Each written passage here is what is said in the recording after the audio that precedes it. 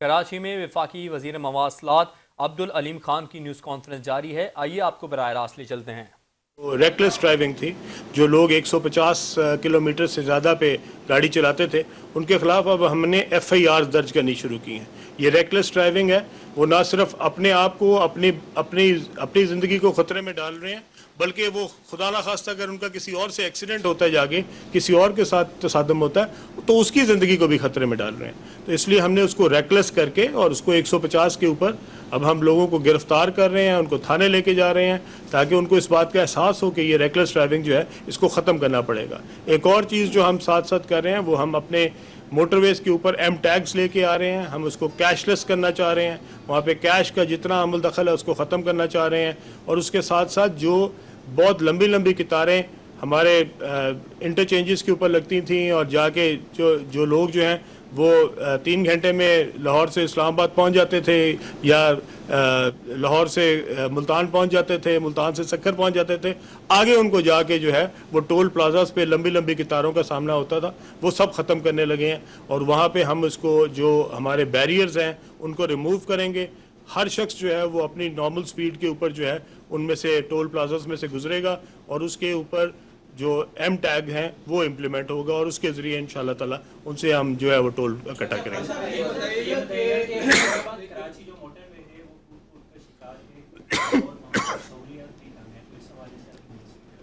जी, हैदराबाद और जो कराची जो इस वक्त M9 है जी, M9 जो है उसके ऊपर कहा तो उसको ज़रूर मोटरवे जाता है, बट मेरा नहीं ख्याल कि वो मोटरवे है। मोटरवे जो होती है उसके ऊपर तो आप दोनों साइडों से उसको बंद करते हैं और उसके ऊपर जो है वो किसी को भी इजाज़त नहीं होती आने की, अनलेस कि वो इंटरचेंज सेंटर हो। तो यहाँ पे तो हर शख्स एंटर हो रहा है उसके ऊपर, और अगर आप इस तरह की रोड बनाएंगे तो वो उसके ऊपर जो स्टैंडर्ड्स मेंटेन करने चाहिए थे वो मेंटेन नहीं किए गए जी, इसीलिए आपको M10 की ज़रूरत पड़ रही है। अगर M9 जो है उसको आप मोटरवे स्टैंडर्ड्स के ऊपर रखते और उसके ऊपर लोगों को इजाज़त ना होती आने की तो फिर तो आपको नए M10 की ज़रूरत ही ना पड़ती। लेकिन M9 जो है वो अब मोटरवे नहीं रही किसी भी स्टैंडर्ड से जी, वो एक अच्छी सड़क कह सकते हैं, बट इसके अलावा उसको और कुछ नहीं कहा जा सकता।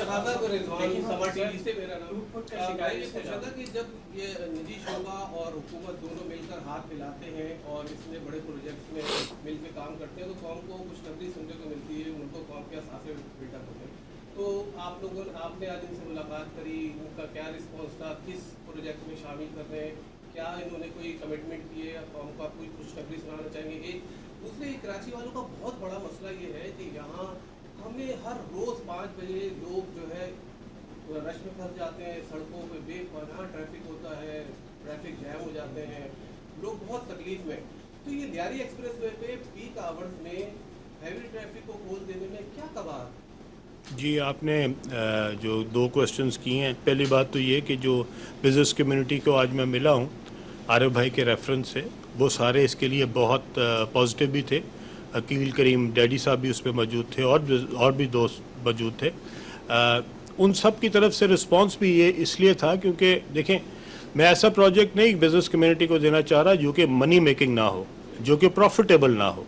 देखिए, बिज़नेस वालों के साथ वही बात करनी चाहिए जिसमें उनको 4 पैसे बन सकते हों, और मैंने उनसे वही प्रोजेक्ट डिस्कस किया और मैंने उनको कहा है कि आप इसकी अच्छी तरीके से अपनी जो है तसल्ली करें कि ये जो प्रोजेक्ट है ये पहले दिन से, देखिए ये ऐसी रोड होगी जिसके ऊपर शायद पहले दिन ही 20-30 हज़ार गाड़ी होगी। ये ऐसी रोड नहीं है कि जिसको इंतज़ार करना पड़े ट्रैफिक का, ये तो पहले दिन जिस दिन खुलेगी उसके अगले सेकंड से ये फुल होगी। तो ये रोड ऐसी है जिसके ऊपर आप पहले दिन से पैसे कमाएं। वज़ीर मवासलात अब्दुल अलीम खान की न्यूज़ कॉन्फ्रेंस जारी थी जिसमें उनका बताना था कि दोनों मंसूबों को जल्द मुकम्मल करने के लिए हम पुरआज़म हैं। मोटरवेज़ के मंसूबों में आलमी सरमायाकारों को भी राग़िब करेंगे। कराची में वफाकी वज़ीर मवासलात अब्दुल अलीम खान की न्यूज़ कॉन्फ्रेंस जारी थी जिसमें उनका बताना था कि मुल्क की तरक्की, खुशहाली और सरमायाकारी के लिए तवील मुद्दती मंसूबे की अशद ज़रूरत है। रोड इंफ्रास्ट्रक्चर से अच्छा रेवेन्यू इकट्ठा हो सकता है। कराची में वफाकी वज़ीर मवासलात अब्दुल अलीम खान की न्यूज़ कॉन्फ्रेंस जारी थी जिसमें उनका बताना है कि लियारी एक्सप्रेस वे के डिज़ाइन को कमर्शियल अंदाज में नए सिरे से मुरतब करेंगे और M6 400 अरब रुपए का मंसूबा है।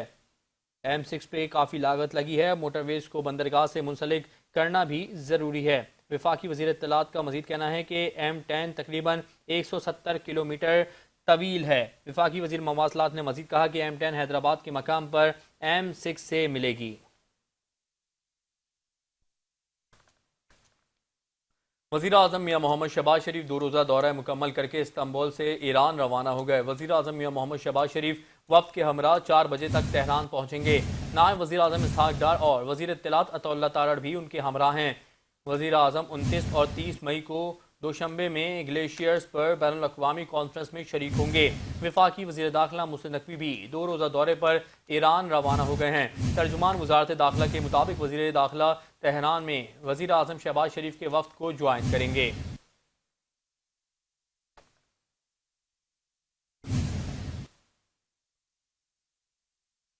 तुर्किया के सदर रजब तैयब अर्दवान ने कहा है कि वज़ीर आज़म पाकिस्तान शहबाज शरीफ और उनके वफ़द की मेज़बानी करके खुशी हुई।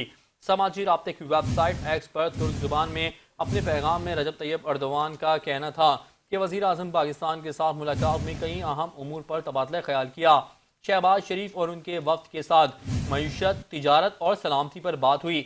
तुर्किया और पाकिस्तान के दरमियान ताल्लुकात को हर शोबे में मज़ीद मजबूत बनाने पर जोर दिया गया। वज़ीर आज़म पाकिस्तान के ज़रिए पाकिस्तानी भाइयों को मोहब्बत का पैगाम देता हूँ। शहबाज शरीफ और उनके वफ़द का तुर्किया के दौरे का शुक्रिया अदा करता हूँ। अल्लाह ताला हमारी यकजहती और भाईचारे को कायम रखे।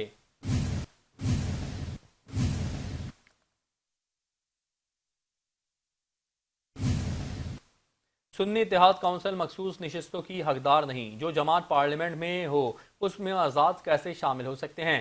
सुन्नी इत्तेहाद काउंसिल मखसूस नशिस्तों की हकदार नहीं। सुप्रीम कोर्ट आईनी बेंच के जजेस के मखसूस नशिस्तों के केस की समाअत में रिमार्क्स।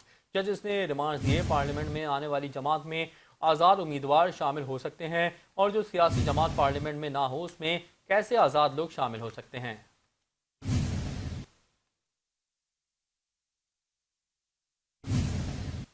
पीपल्स पार्टी ने हमेशा मुल्क और जमहूरियत की खातिर कुर्बानियाँ दी। पीपल्स पार्टी मजदूरों, मेहनत कशों, सरकारी मुलाजमीन और पिसे हुए तबके की जमात है।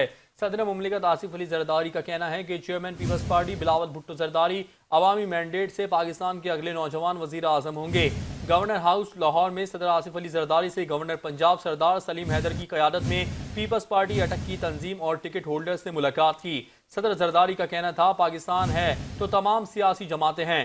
पाक भारत कशीदगी में तमाम सियासी जमातें अपनी अफवाज के शाना बशाना खड़ी हुई हैं, जिसके बायस भारत को मुंह की खाना पड़ी। सदर मुमलिकत आसिफ अली जरदारी का कहना था कि पीपल्स पार्टी ने हमेशा मुल्क और जमहूरियत की खातिर कुर्बानियां दी। पीपल्स पार्टी पंजाब में मुतहरिक और फ़ुआल हो गई। बिलावल भुट्टो जरदारी अवामी मैंडेट से मुल्क के अगले नौजवान वजीर आजम होंगे। पीपल्स पार्टी मजदूरों, मेहनत कशों, सरकारी मुलाजमीन और पिसते हुए तबके की जमात है। इस मौके पर अटक की तंजीम ने सदर आसिफ अली जरदारी को अटक के दौरे की दावत भी दी।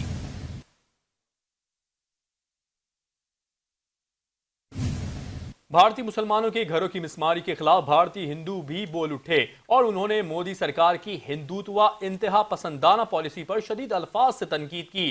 पहलगाम वाक़े को बुनियाद बनाकर मुसलमानों के खिलाफ शुरू की गई रियासती कार्रवाइयों पर भारत में गैर मामूली रद्द-ए-अमल देखने में आ रहा है। ज़राए के मुताबिक मोदी हुकूमत ने वाक़े का झूठा इल्ज़ाम लगाकर न सिर्फ मुसलमानों को निशाना बनाया बल्कि उनके घरों की मिसमारी और जबरी गिरफ्तारियों के जरिए अपनी इंतकामी सियासत को हवा दी।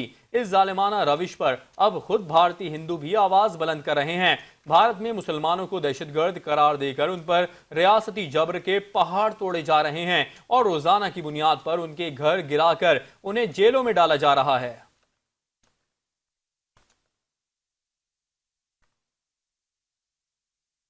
बीजेपी सदर के इंतखाब में ताखीर मोदी सरकार की सियासी नाकामी और अंदरूनी खलफशार का मुंह बोलता सबूत है।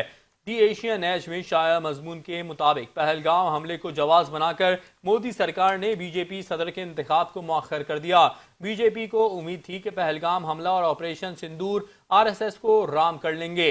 मोदी सरकार दहशतगर्दी का इल्जाम पाकिस्तान पर थोपने पर तुली हुई थी। बदतरीन नाकामी के बाद मोदी आलमी सतह पर पाकिस्तान को तनहा करने की नाकाम कोशिशों में मसरूफ। वोट बैंक के नाम पर बीजेपी की तिरंगा यात्रा रैलियां सियासी मकासद के लिए इस्तेमाल हो रही हैं। ऑपोजिशन ने इल्जाम लगाया कि मोदी सरकार ऑपरेशन सिंदूर की तफसीलात छुपाकर महज वोट बटोरने के लिए सरगर्म है।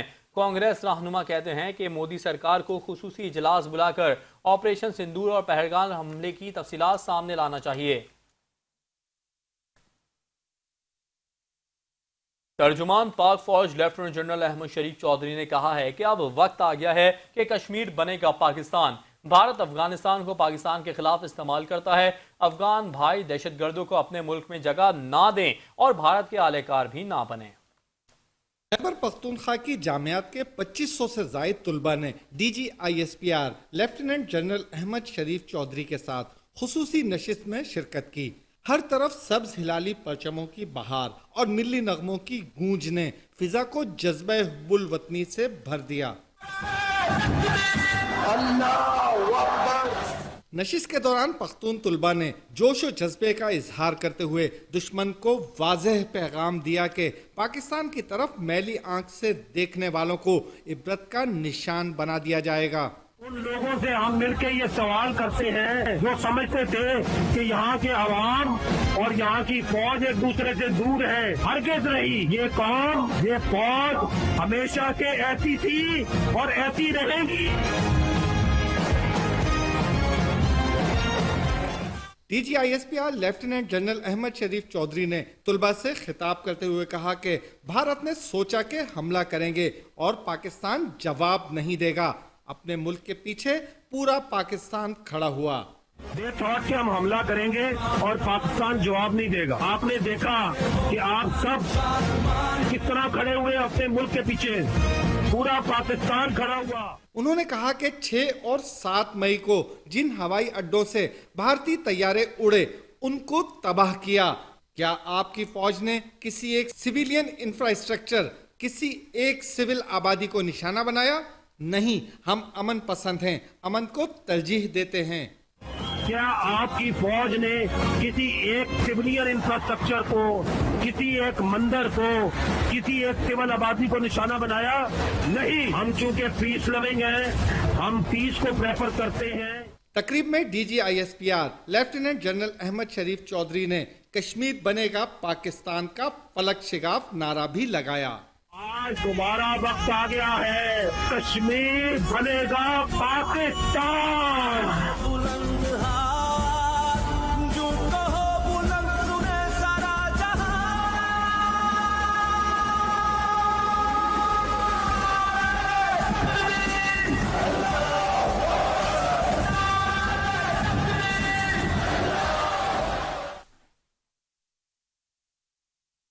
कश्मीर कौंसिल स्वीडन के ज़ेर एहतमाम योम यकजहती पाकिस्तान और योम तशक्कुर का शानदार मुजाहरा स्टॉकहोम स्वीडन में पुरअमन एहतजाजी मार्च और जलसा आम मुनक़िद किया गया। मार्च का मकसद पाकिस्तान पाक फौज से इज़हार यकजहती और कश्मीरियों की हिमायत था। शेख सईद की क़यादत में IPOF अहदेदारान और रहनुमाओं की भरपूर शिरकत। मार्च में बड़ी तादाद में पाकिस्तानी और कश्मीरी कम्यूनिटी ने शिरकत की। मुजाहिरीन ने पाक फौज और फील्ड मार्शल जनरल सैयद हाफिज आसिम मुनीर के हक में पुरजोश नारे लगाए। मुजाहिरीन की जानब से पाकिस्तान और कश्मीर से मोहब्बत का वालहाना इजहार किया गया। मार्च में पाकिस्तान और कश्मीर से मोहब्बत के नारे गूंजते रहे।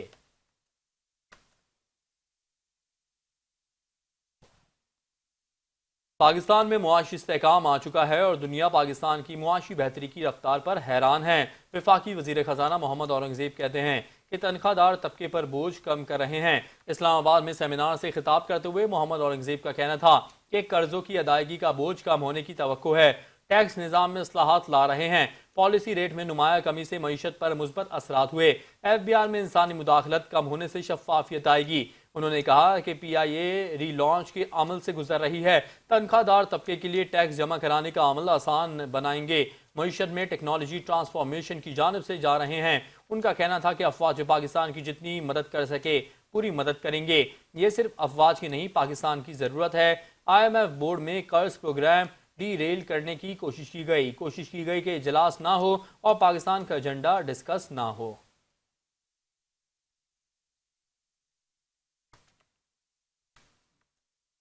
चेयरमैन पाकिस्तान तहरीक इंसाफ बैरिस्टर गौहर अली खान ने दावा किया है कि मुझे उम्मीद है बानी PTI ईद से पहले रिहा होंगे। इस्लामाबाद हाई कोर्ट के बाहर मीडिया से गुफ्तगू करते हुए बैरिस्टर गौहर का कहना था कि बानी PTI की रिहाई के लिए कारकुनों का सवाल उठाना ठीक है। मुशीर इत्तलात खैबर पख्तूनख्वा बैरिस्टर डॉक्टर सैफ ने कहा है कि इलेक्शन कमीशन मखसूस नशिस्तों पर फिलफोर नोटिफिकेशन जारी करे। आला अदलिया की 2 बार वजाहत के बावजूद मजीद ताखीर बर्दाश्त न होगी। इलेक्शन कमीशन आए बाएं शाएं से मजीद काम ना ले, बल्कि मखसूस नशिस्तों का नोटिफिकेशन फौरी जारी किया जाए। शाह से ज्यादा शाह की वफादारी में चीफ इलेक्शन कमिश्नर आर्टिकल 6 के मुर्तकिब हुए हैं। उनके खिलाफ आर्टिकल 6 और तौहीन अदालत की कार्रवाई होनी चाहिए।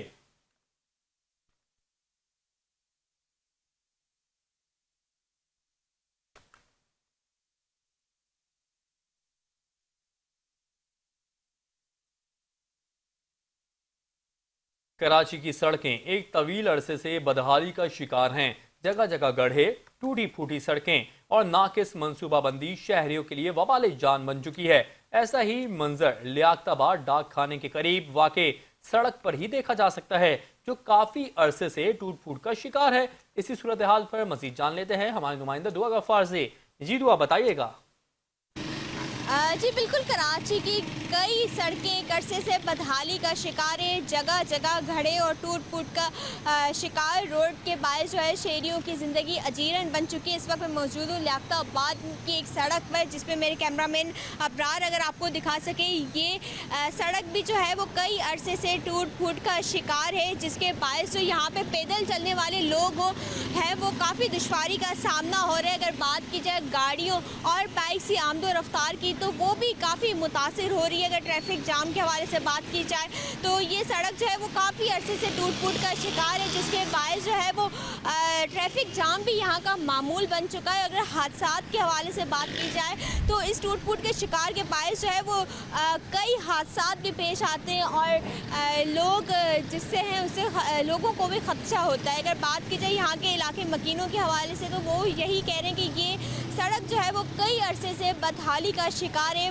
फ़िलहाल इस पर कोई काम नहीं किया जा रहा। उनका यही मुतालबा है कि ये सड़क जो है वो जल्द से जल्द ठीक करवाई जाए, ताकि यहाँ पर जो हादसात का मामूल बन चुका है और ट्रैफिक जाम का मामूल बन चुका है, उससे फौरी निजात पा सकें। जी बहुत शुक्रिया दुआ, आप हमें अपडेट कर रही थी। आगे बढ़ते हुए आपको बताएं कि सिंध भर में 7 रोज़ा इंसदाद पोलियो मुहिम का आगाज़।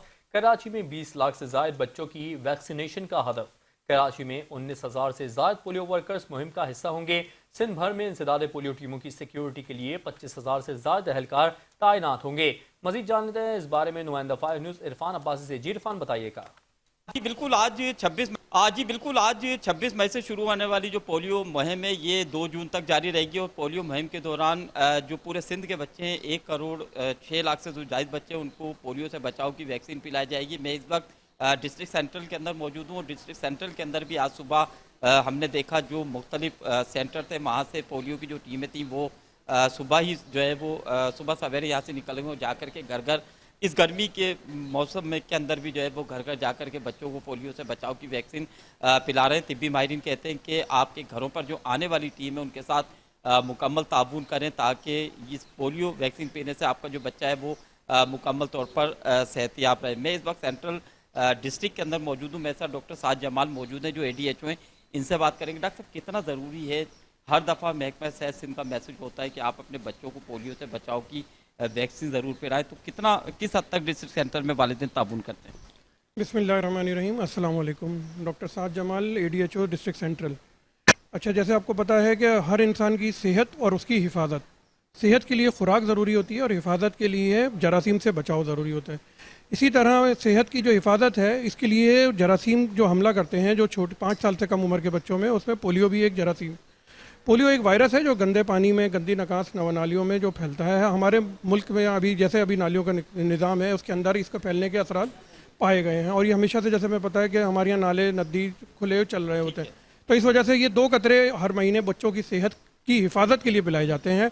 और ये उनकी सेहत के अंदर जो ये जरासीम बीमारी कर सकता है, एक तरफ की कमज़ोरी, हाथ पाँव की, दोनों तरफ की चलना की कमज़ोरी, आसाबी बीमारियां आ सकती हैं, उसको दूर करने के लिए बहुत ज़रूरी है। बहुत ज़रूरी है। और आप देख सकते हैं महकमा सेहत सिंध की जानिब से एक तरफ तमाम जो पोलियो टीम है वो घर घर जाकर के बच्चों को पोलियो से बचाव की टीमें पिला रही हैं। उसके अलावा शहरियों की सहूलतें के लिए इस तरह के जो फिक्स सेंटर हैं वो भी बनाए गए हैं, जहाँ पर जो है वो मुस्तनद जो अमला है वो मौजूद रहता है और वो हर आने वाला जो बच्चा है उसको पोलियो से बचाव के 2 कतरे पिलाता है। इसके अलावा महकमा सेहत सिंध की जानिब से यह भी मैसेज दिया जा रहा है कि ये जो 2 कतरे ये आपके बच्चे के लिए की सेहत के लिए बहुत ज़रूरी है। तो खुदारा आपके घरों पे जो आने वाली टीम है उनके साथ मुकम्मल ताबून करें, ताकि आपका बच्चा इस खतरनाक बीमारी से बच सके। जी बहुत शुक्रिया इरफान, आप हमें आगाह कर रहे थे। आगे बढ़ते हुए आपको बताएंगे संगीन नौयत के मुकदमात में तफ्तीश में तसलसल ना होने का सिंध हाई कोर्ट ने नोटिस ले लिया है, जिसके बाद हुकूमत सिंध ने सेक्रेटरी कानून की सरबराही में कमेटी कायम की है। कमेटी संगीन नौयत के मुकदमात के लिए SOP बनाएगी और हर 15 रोज़ के बाद तफ्तीशी अफसर से रिपोर्ट लेगी। इस बारे में मजीद जान लेते हैं नुमाइंदा 5 न्यूज़ शकील नाइस से। जी शकील, बताइएगा इस मामले के हवाले से। जी, सिंध हाई कोर्ट ने हुकूमत सिंध को एक हुक्म जारी किया है कि जो संगीन नोयत के मुकदमात होते हैं उनमें कोई तसलसल नहीं होता। एक इंक्वायरी तफ्तीश कोई और कर रहा होता है, रिपोर्ट कोई और आ रही होती है, फॉरेंसिक रिपोर्ट अलग होती है। इन सबको एक तरतीब दिया जाए और इस सिलसिले में SOP बनाई जाए। चीफ सेक्रेटरी सिंध ने इस ज़मीन में 3 रुकनी कमेटी बनाई है। इस कमेटी में जो सरबराह है सेक्रेटरी कानून है, जबकि उसमें मेंबर जो है वो प्रोसिक्यूटर जनरल हैं और पुलिस के असिस्टेंट इंस्पेक्टर जनरल कानून है। इसमें इदारती इस्लाहात के तहत अब मुलजिम की जो तफ्तीश की जाएगी उसके तमाम कानूनी तकाजे पूरे किए जाएंगे, उनकी जो फॉरेंसिक होगी वो कराई जाएगी, उनको लेबॉरेटरी टेस्ट कराई जाएगी, जो भी जरूरत होंगी उसके कानून की तकाजे पूरे करके उसकी तफ्तीश की रिपोर्ट पेश की जाएगी और हर 15 रोज बाद तफ्तीशी अफसर जो है वो अपनी रिपोर्ट महकमा कानून को देगा और महकमा कानून ये रिपोर्ट सिंध हाई कोर्ट में जमा करेगा ताकि पता चले कि जो अफसरान है वो ट्रायल से कबल, ट्रायल के दौरान और ट्रायल के बाद उस तफ्तीश अफसर का क्या किरदार है, उसकी क्या कारकर्दगी रही है, उसके बारे में सारी चीजें ये कमेटी इसकी निगरानी करेगी। तो कमेटी हर 15 रोज बाद की जो है तफ्तीश अफसर रिपोर्ट लेकर सिंध हाई कोर्ट को जमा कराएगी। जी बहुत शुक्रिया शकील, आपने हमें आगाह किया। गडाब थाने की हुदूद में डाकुओं ने मवेशियों से भरा ट्रक लूट लिया। मुसल्ला मुलजिमान ट्रक और मवेशी लेकर फरार हो गए हैं। तफसीलात बता रहे हैं हमें शहरियार शौकत। जी शहरियार, बताइएगा इस डकैती के मामले के हवाले से। जी बिल्कुल, गडाब टाउन थाना जो है ये उसकी हुदूद है और वहाँ ये ऐसे वाकयात जो है वो हर साल ऐसे देखने में आए कि ये बड़ी ईद के मौके पर इस तरह के होते हैं।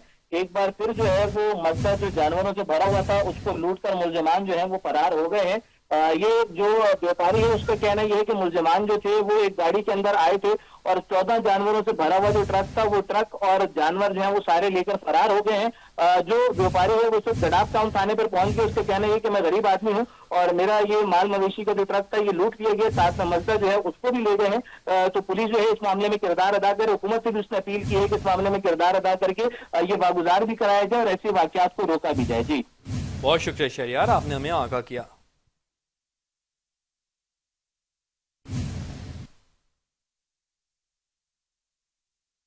ईद कुर्बान करीब आते ही शहर भर की मवेशी मंडियों में चहल पहल तो नजर आ रही है, लेकिन इस बार महंगाई ने खरीदारों को परेशानी में डाल दिया है। कराची से उरूज रिजवी की इस रिपोर्ट में जान लेते हैं। कराची की मवेशी मंडी में जानवर तो मौजूद हैं, मगर इनकी कीमतें सुनकर खरीदारों के होश उड़ गए हैं। व्यापारी जानवरों की खूबियां गिनवा कर लाखों रुपए मांग रहे हैं और खरीदार कीमतों में कमी के मुंतजिर हैं। पहले के मुकाबले में मंडी लूज है क्योंकि महंगाई इतना हो गया, इसलिए लोगों के अंदर जान नहीं है। बस अभी तक तो खरीदार जिस तरीके से हर साल खरीदारी होता था अभी तक खरीदारी उठा नहीं है। अभी चांद निकले तो देखो फिर अल्लाह मालिक के अल्लाह खरीदार के दिलों में डाल दे तो फिर लोग आना शुरू। महंगाई के बावजूद कुछ खरीदार ऐसे भी हैं जो कुर्बानी के जज्बे से सरशार होकर जानवर खरीदने आए हैं, क्योंकि कुर्बानी एक रस्म नहीं बल्कि इबादत भी है। जानवर तो बहुत सारे पसंद आए यहाँ पर, लेकिन ये कि जो मार्केट की कंडीशन है रेट के हिसाब से देखा जाए, इसके अलावा बहुत सारे जगह पसंद तो आ रहे हैं, लेकिन ये है कि रेट बहुत ज़्यादा हाई है। मंडी में जो भी जानवर जिस पे हाथ रखो, जो पिछले साल के बनिस्बत अगर हम देख रहे हैं इस साल तो बहुत ज़्यादा इन्होंने रेट हाई कर दिया है। ये जानवर पसंद आए, जानवर के लिए आया ख़रीदने के लिए, तो ये बहुत हाई रेट बोले। जो रेंज हमारे है उससे ऊपर है, हम ये जानवर नहीं खरीद सकते क्यों हमारे जो लाए पैसे 2.5-3 लाख रुपए तक लाए, वो रेट बहुत हाई बता रहे हैं। महंगाई ने सिर्फ खरीदारों को ही नहीं बल्कि व्यापारी को भी मुतासिर किया है। जानवर पालने से लेकर मंडी तक लाने में कई गुना अखराजात बढ़ चुके हैं। मंडी में जानवरों की बढ़ती हुई कीमतें, लेकिन सुन्नत इब्राहिमी भी अदा करना जरूरी है। कैमरामैन अबरार रहमान के साथ उरूज रिजवी, 5 न्यूज़, कराची।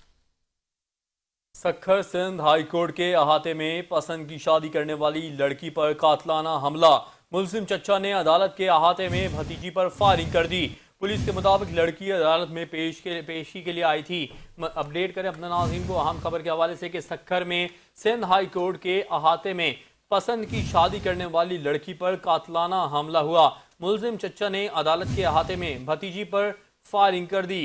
पुलिस के मुताबिक लड़की अदालत में पेशी के लिए आई थी।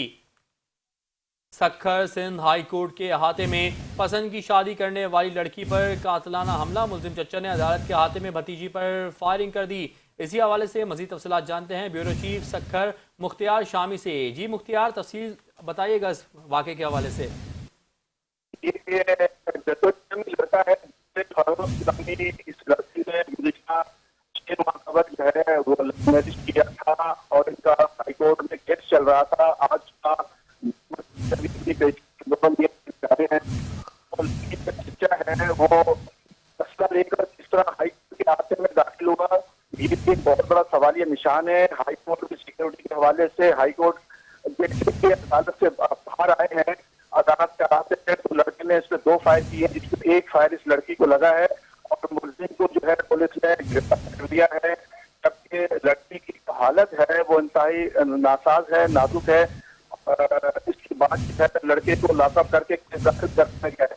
सबसे बड़ा अलमिया ये है कि हाई कोर्ट के अहाते में असला बरदार नौजवान कैसे दाखिल हुआ, ये एक बड़ा निशान है। इस पर जो है हाईकोर्ट इंतजामिया को भी तवज्जो देनी होगी और इंतजामिया को भी तवज्जो देनी होगी। जी बहुत शुक्रिया, आप हमें आगाह कर रहे थे।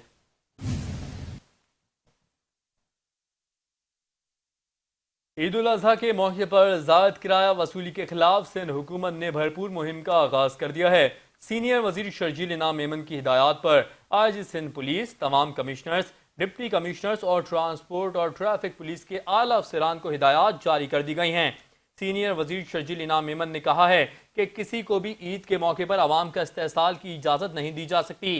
शर्जील इनाम मेमन ने कहा कि हर साल हज़ारों अफराद ईद मनाने के लिए सिंध भर में अपने प्यारों के पास सफ़र करते हैं, लेकिन बाज़ ट्रांसपोर्टर्स किरायों में मनमाना इजाफा कर देते हैं जो आम शहरियों पर बोझ और नाकाबिले कबूल है। मुतालिका इदारों को सख्ती से हिदायत दी हैं कि ज़ायद किराया वसूल करने वाले ट्रांसपोर्टर्स के खिलाफ फौरी और मौसर कार्रवाई करें। ज़ायद किराया वसूल करने वालों के खिलाफ जुर्माने, लाइसेंस मुअत्तली और रूट परमिट की मनसूखी जैसे इक़दाम किए जाएंगे।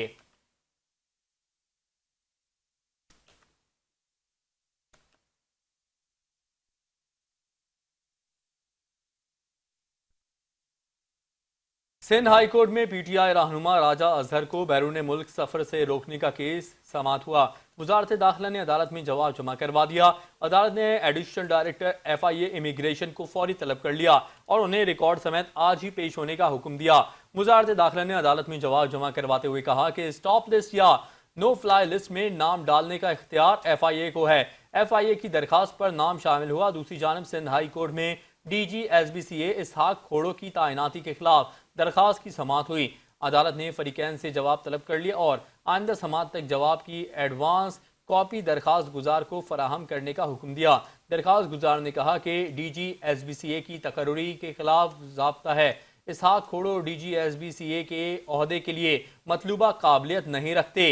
DG SBCA के ओहदे के लिए इंजीनियर की डिग्री ज़रूरी है। अदालत ने दरखास्त की समाअत 30 मई तक मुलतवी कर दी।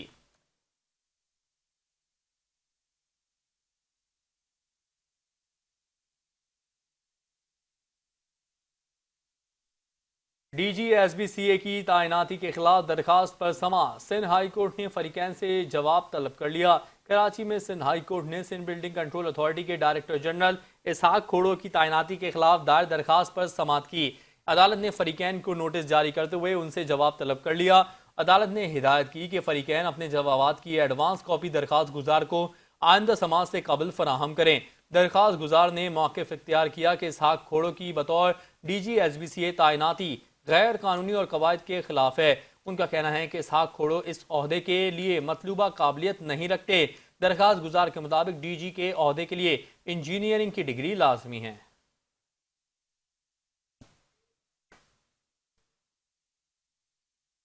बुलेटिन में वक्त हुआ ब्रेक का, देखते रहिए 5 न्यूज़।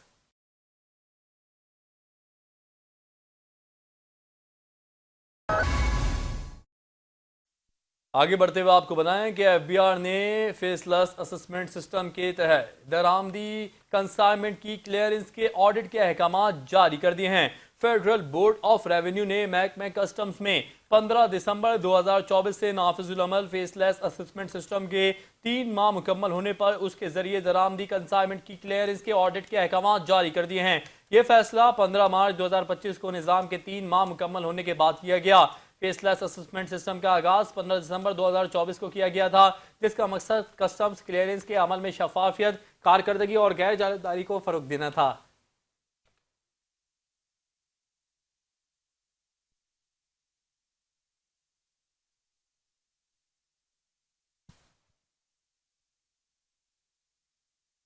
हुकूमत ने डिजिटल पाकिस्तान की जानिब तारीखी कदम उठाते हुए बिटकॉइन माइनिंग और AI डेटा सेंटर्स के लिए मेगावाट 2000 बिजली मुख्तस कर दी। रिपोर्ट के मुताबिक वजारत खजाना ने कहा है कि पाकिस्तान क्रिप्टो काउंसिल के तहत जदीद डिजिटल मनसूबाबंदी शुरू कर दी, जबकि इजाफी बिजली से अरबों डॉलर्स की सरमायाकारी मुतवक्के है। आलमी बिटकॉइन और डेटा कंपनियां पाकिस्तान का रुख करने लगी। वजीर खजाना मोहम्मद औरंगजेब ने कहा कि डिजिटल मईशत से ज़र मुबादला का नया रास्ता खुलेगा। बिटकॉइन माइनिंग से डॉलर में आमदन और कौमी डिजिटल खजाना बनाने का मंसूबा है। पाकिस्तान में दुनिया की सबसे बड़ी इंटरनेट केबल की लैंडिंग मुकम्मल है। मुल्क भर में जदीद डेटा सेंटर से हजारों रोजगार के मौके पैदा होंगे।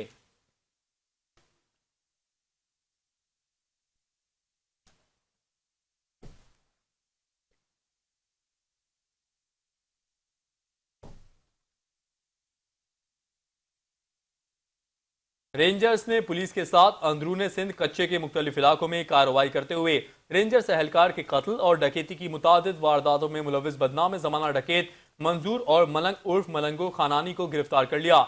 मजीद तफसीलात जानेंगे रिजवान शाह की इस रिपोर्ट में।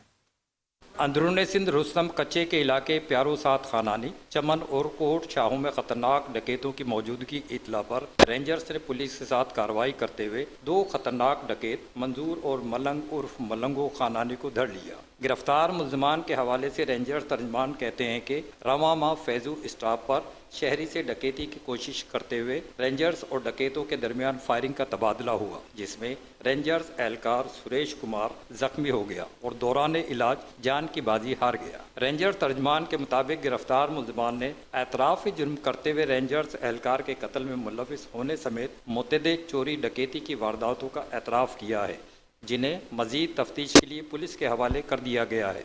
रिजवान शाह, 5 न्यूज़, कराची।